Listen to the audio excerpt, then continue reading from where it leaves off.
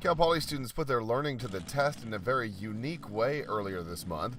They climbed behind the wheels of their two modified tractors, Mustang Fever and Poly Thunder, to take on the competition at the annual tractor pull.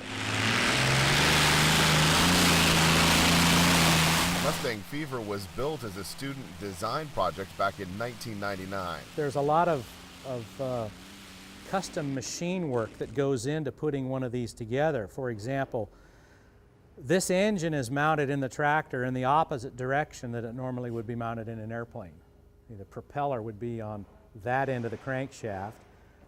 And so what is interesting about this is this engine, since it's in the tractor backwards, it turns opposite to what standard automotive rotation would be. Certainly the chance to work on a tractor that looks like this will get students' attention, but the idea behind the two is hands-on learning. At the same time, on the green tractor, Mustang Fever, they have a computer data acquisition system that they're using to record performance data as the tractor is running down the track. So they're recording clutch performance, they're recording exhaust gas temperatures, intake manifold pressure, all of those types of things, so that they can look at it after the fact and enter it in the logbook so that they can refer to it and make those types of modifications as necessary for the next competition.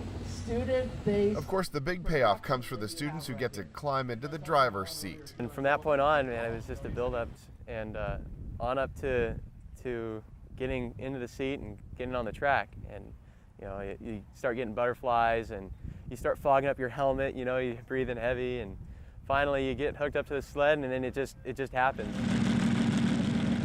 You'll get hooked the very first time you do that. I've driven this tractor once. I drove it one time, and it is one heck of an adrenaline rush.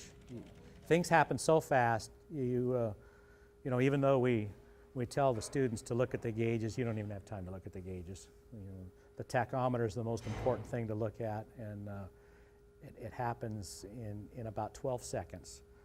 And it's all you can do really to keep it between the white lines. It's something that will happen for the students a couple dozen times this year. They have 23 events on the calendar. It's gotten easier. It's always just as fun and exciting. And I love driving, but my favorite part is actually getting to watch new time drivers, because you get to re-experience that first time drive for yourself, you know, again. So you get to watch that build up, and you know what's happening and what's going through their mind. And so you try and be there for them and make it that much easier for them. But it's a blast. I'm Richard Gearhart reporting.